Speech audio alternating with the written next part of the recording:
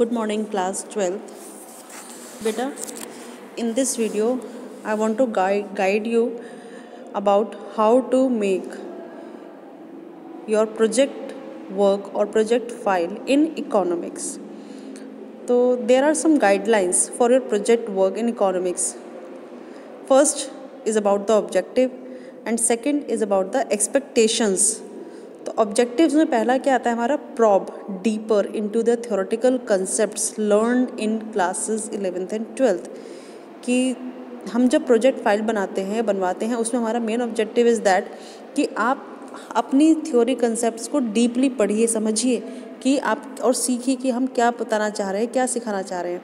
क्योंकि जब आप प्रोजेक्ट फाइल बनाओगे किसी भी टॉपिक के ऊपर तो उसको आप ब्रीफली एक्सप्लेन करोगे।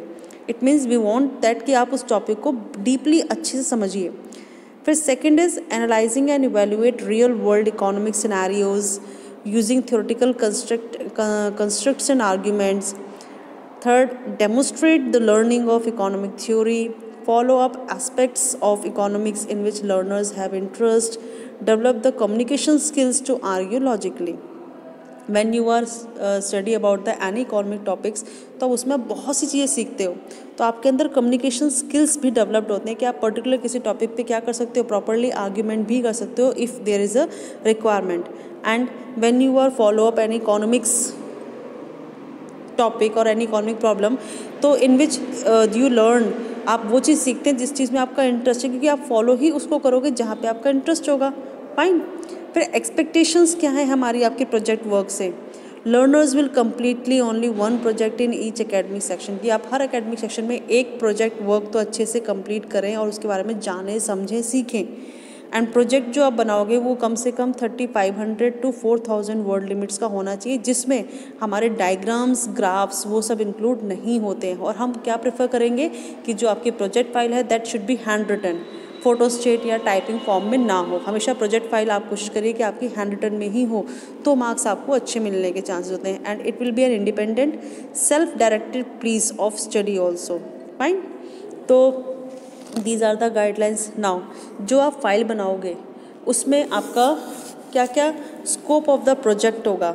तो लर्नर्स में work upon the following lines as suggested by the flow chart. ये जो फ्लो चार्ट है आपको ये चीज़ सब सीखने की ज़रूरत भी है before you are making your project file. सबसे पहले आपको क्या करना है, you have to choose a topic और टाइटल जिसको आप अच्छे से एक्सप्लेन कर सको, अच्छे से व्यूज़ अपने उसमें डाल सको। वाई? बिकॉज टॉपिक या आप जो भी टाइटल लेंगे आप वही टाइटल या टॉपिक ले बेटा जिसको आप एग्जामिनर के सामने अच्छे से क्या कर सके, एक्सप्लेन कर सके। बिकॉज जो आपका वाइवा होगा that was from that topic जो भी आपने अपने प्रोजेक्ट फाइल में रिप्रेजेंट करा है। फाइन। तो आफ्टर सिलेक्टिंग अ टॉपिक और डाटा आपको क्या करना है, उस टॉपिक से रिलेटेड सारा क्या करना है, कलेक्शन ऑफ रिसर्च, मतलब जो भी आपने मटेरियल, जो भी आपका मटेरियल है उस टॉपिक से रिलेटेड उसको कलेक्ट करना है। फिर after the collection of data you have to organise the data. अगर ध्यान आ रहा है आपको, अपने क्लास 11 में ऐसे चैप्टर्स ही पढ़े थे कि first of all we have to collect the data, then we have to organise the data. Same in this also कि आपको क्या करना है, पहले अपना टॉपिक चूज़ करना है and after choosing your topic क्या करना है आपको, उसको डाटा, उससे डाटा कलेक्ट करना है। And after collecting the data you have to organise the data. और जब आप डाटा ऑर्गेनाइज कर लेंगे फिर आप उसको क्या करेंगे, प्रेजेंट करेंगे। ठीक है ना। And present the data. After presentation you have to analyse every data और every material so that conclusion can drawn and draw the relevant conclusions, and after conclusions present your data in a project form। Project work के रूप में आप क्या करेंगे, फिर उसको present करेंगे so that we can understand कि आपने किस टॉपिक के ऊपर कितना वर्क करा है, कितने उसके ऊपर आपने डाटा कलेक्शन करा है, कैसे आप उसे रिप्रेजेंट कर रहे हैं। After representation now see the marking scheme. जो आप प्रोजेक्ट फाइल बनाते हैं तो प्रोजेक्ट वर्क या जो आपका प्रैक्टिकल होता है वो टोटल 20 मार्क्स का है, लेकिन उसका बाइफिकेशन कैसे कैसे है। सबसे पहले एग्जामिनर आपका टॉपिक देखेगा कि आपने टॉपिक क्या चूज़ करा है, क्योंकि टॉपिक के भी मार्क्स होते हैं कि आपने टॉपिक क्या लिया है। अगर आपका टॉपिक अपना रिलेटेड टू कोर्स है तो उसके अकॉर्डिंग यू हैव गॉट, आप उसको अकॉर्डिंग मार्क्स मिलेंगे। ठीक है ना। तो सबसे पहले एग्जामिनर विल सी कि आपका टॉपिक क्या है। टॉपिक भी अट्रैक्टिव होना चाहिए, लाइक करंट अफेयर्स के ऊपर, कोविड-19 के ऊपर हमारी इकोनॉमी काफ़ी अफेक्टेड हुई है। आप उसको भी लेकर एक बहुत अच्छी प्रोजेक्ट फाइल बना सकते हैं कि किस तरीके से ड्यू टू कोविड-19 हमारी इकोनॉमी पे क्या क्या उसका इम्पैक्ट पड़ा। ठीक है, तो टॉपिक मस्ट होता है कि ऐसा लिया जाए जिससे सामने वाला इम्प्रेस हो। फाइन, फिर आफ्टर दैट टॉपिक के बाद आपने उस टॉपिक में के अपने व्यूज़ एक्सप्रेस करने के लिए क्या क्या कंटेंट्स डाले हैं, क्या क्या रिसर्च करा है, उसके लिए कितना आपने उस पर वर्क करा है जो दिखे, तो उसके 6 मार्क्स होते हैं आपके। तो आपको जो भी आप टॉपिक लेंगे, जो भी आप टाइटल चूज़ करेंगे फॉर योर प्रोजेक्ट वर्क, उसको बहुत अच्छे से आपको क्या करना है, रिप्रेजेंट करना है। हर एक इम्पॉर्टेंट कंटेंट आपको शो करना है ताकि आपके मार्क्स आपको फुल मिल सके। तो इसमें सामने वाला आपको सिर्फ कहता है कि आपने इस कंटेंट के ऊपर कितना रिसर्च करा। अभी अगर आपके इंपॉर्टेंट टॉपिक्स इंक्लूडेड हैं, इट मीन्स आपने वाकई में काम कर रखा है उसके ऊपर, कितना नॉलेज है आपको उस कंटेंट का। ये सब चीज़ें बहुत मैटर करती है आपकी फाइल में, तो इसके भी मार्क्स मिलते हैं। ऐसा नहीं टॉपिक लिया, 4-5 पेज भरे और ख़त्म कर दी फाइल। हर वो इम्पॉर्टेंट चीज़ जो उस टॉपिक से रिलेटेड है वो आपकी उसमें आनी ही चाहिए, जब आपके जाकर 6 मार्क्स बनते हैं।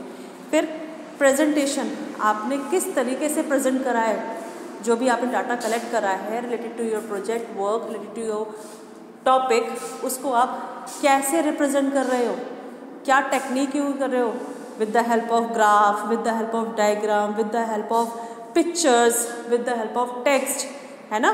तो क्या क्या चीज़ें आपने यूज़ करी है उसको प्रेजेंट करने के लिए।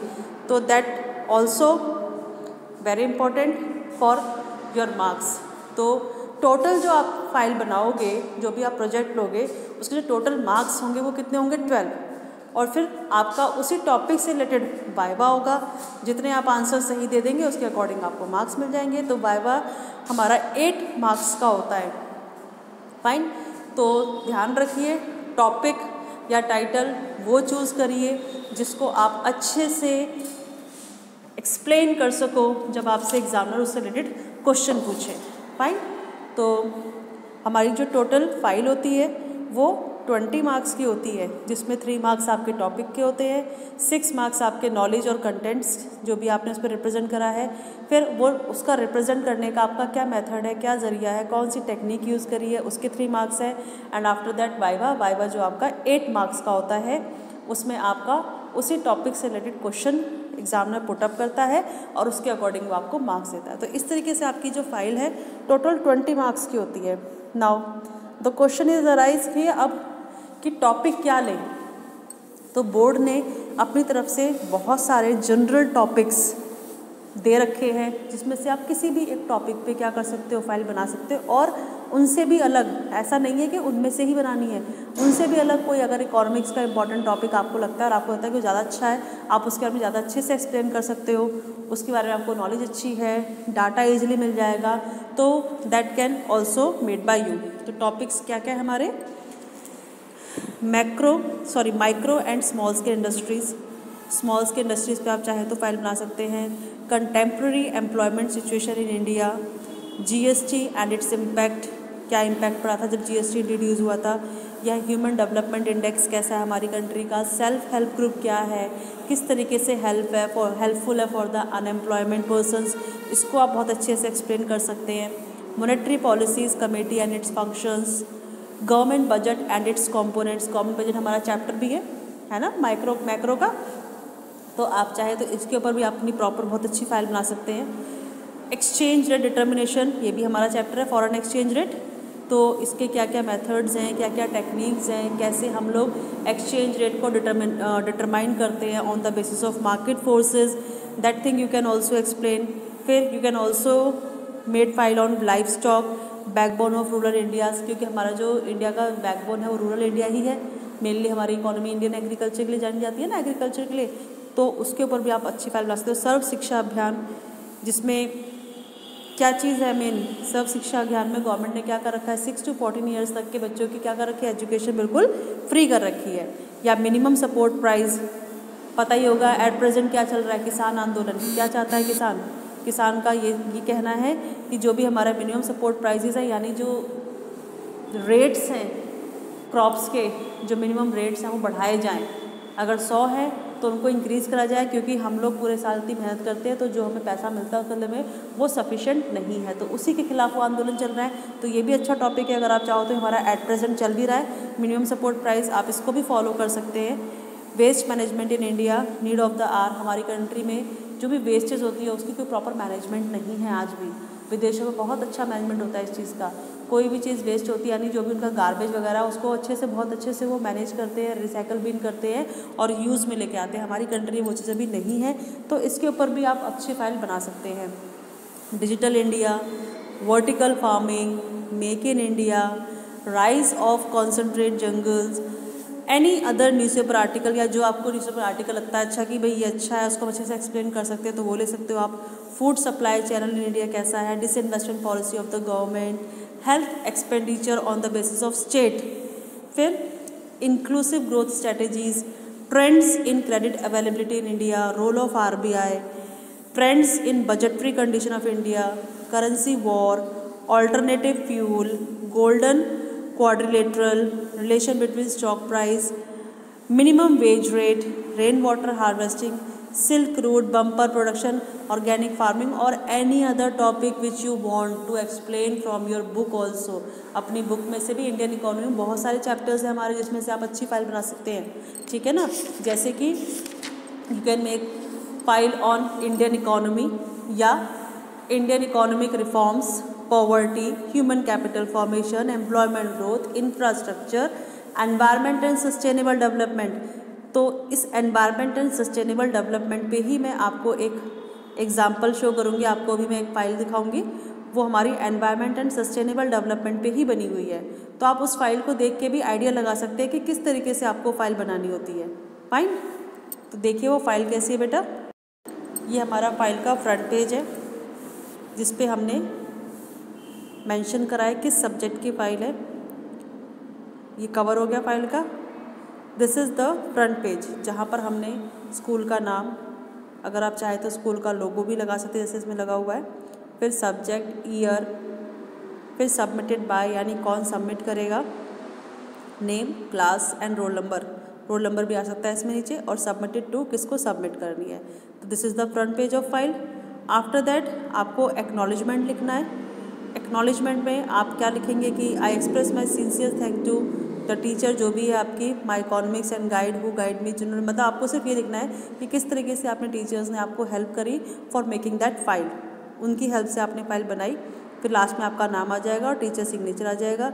देन सर्टिफिकेट यानी टीचर सर्टिफाई कर रहा है कि जो भी आपने फाइल बनाई है, जो आपने कंटेंट लिखे हैं इसके अंदर about the topic, that was good, बिल्कुल सही है और जो फाइल है आपकी बिल्कुल as per the CBSE pattern है। फाइन, फिर इसमें तीनों के सिग्नेचर आएंगे, internal examiner, external examiner and principal. Fine, फिर उसके बाद इंडेक्स का पेज बनाना नहीं भूलिएगा बेटा। जो भी आप टॉपिक लेंगे उसका इंडेक्स मस्ट है, क्योंकि इंडेक्स में आपने क्या लिखा होता है वो सारे भाई एग्जामिनर हर पेज नहीं पढ़ता अच्छे से, लेकिन इंडेक्स पे नज़र पड़ती है, उसको आइडिया होता है कि हाँ बच्चे ने इस टॉपिक में ये कंटेंट्स एक्सप्लेन करे हैं। था ना उसमें नंबर, हमने जब मार्किंग स्कीम एक्सप्लेन करी थी उसमें कंटेंट्स के मार्क्स थे ना, नॉलेज एंड कंटेंट्स। तो यहाँ पर आपको कंटेंट्स लिखने हैं इंडेक्स में, हर वो टॉपिक लिखना है जो अपने फाइल के अंदर एक्सप्लेन करा हुआ है। फाइन, तो इंडेक्स से ही फाइल जो है क्वाइट इम्प्रेसिव बन जाती है। तो इंडेक्स मस्ट है, इंडेक्स नहीं अवॉइड करेगा कोई भी, हर किसी को इंडेक्स लिखना ही लिखना है।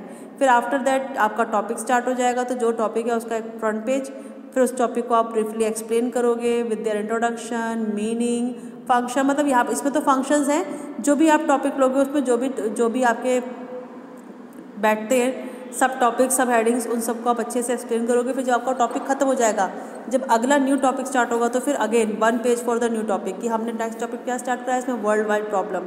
तो वर्ल्ड वाइड प्रॉब्लम्स में हमने ग्लोबल वार्मिंग एक्सप्लेन कराया, तो ग्लोबल वार्मिंग में हमने इसका डायग्राम भी दिखाया और अबाउट द ग्लोबल वार्मिंग भी एक्सप्लेन करा। तो वन साइड हमने डायग्राम शो करा है और वन साइड हमने ग्लोबल वार्मिंग को अच्छे से एक्सप्लेन करा है। तो जिस टॉपिक पे आपका डायग्राम, ग्राफ या कुछ भी पिक्चर्स जो भी आता है तो वो आपको ज़रूर पेस्ट करनी है, बनानी है या लगानी है, क्योंकि इनसे भी आपका प्रेजेंटेशन इंप्रूव होता है। तो ग्लोबल वार्मिंग पर डायग्राम पिक्चर थी तो पिक्चर पेस्ट कर दी गई, बनाने की जरूरत नहीं, पेस्ट कर लीजिए, नेट पे अवेलेबल होती है, उसको आप निकाल सकते हो।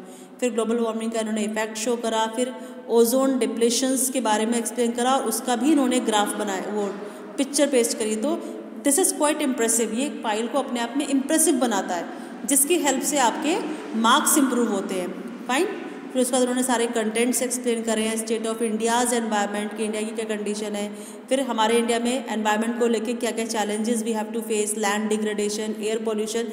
तो एयर पॉल्यूशन की पिक्चर शो कर रहे हैं कि किस तरीके से हमारा एयर पॉल्यूट हो रहा है, डिफॉरेस्टेशन कैसे जंगल कट रहे हैं उसकी पिक्चर लगा दी, biodiversity loss, then sustainable development topic start होता है तो उसका एक प्रॉपर अलग से पेज है, फिर उसको हमने एक्सप्लेन करा है सस्टेनेबल डेवलपमेंट को और उसका पिक्चर पेश कर दिया, फिर स्ट्रैटेजीज़, फिर हमने अपने यहाँ के डेवलपमेंट के लिए क्या करा, कुछ मूवमेंट स्टार्ट करे, लाइक चिपको मूवमेंट। चिपको मूवमेंट में क्या था कि पेड़ नहीं कटने देंगे, चिपक गए लोग उससे कि भाई हमें काटो पहले फिर पेड़ काटना, तो यानी वो क्या कर रहे हैं, पेड़ को सेव करना चाह रहे हैं, तो उसकी पिक्चर भी लगाई गई है।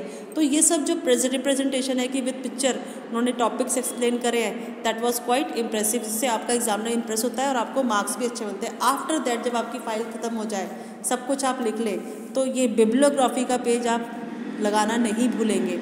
इसमें क्या होता है, इसमें यू हैव टू राइट कि फ्रॉम विच सोर्स, आपने कौन कौन से सोर्सेज से ये सारी इन्फॉर्मेशन कलेक्ट करी है जो आपने फाइल में डाली है, फाइन। तो वो आप बिब्लियोग्राफी में मेंशन करोगे, बुक की हेल्प लिए तो बुक का नाम डालोगे, ठीक है, कोई वेबसाइट से हेल्प लिए तो उस वेबसाइट का नाम डालोगे, और लास्ट पेज हमारा बिब्लियोग्राफी बन जाएगा और फिर हमारी ये फाइल कंप्लीट हो जाएगी। तो इस तरीके से आपको अपनी इकोनॉमिक्स की फ़ाइल मेंटेन करनी है, फाइन।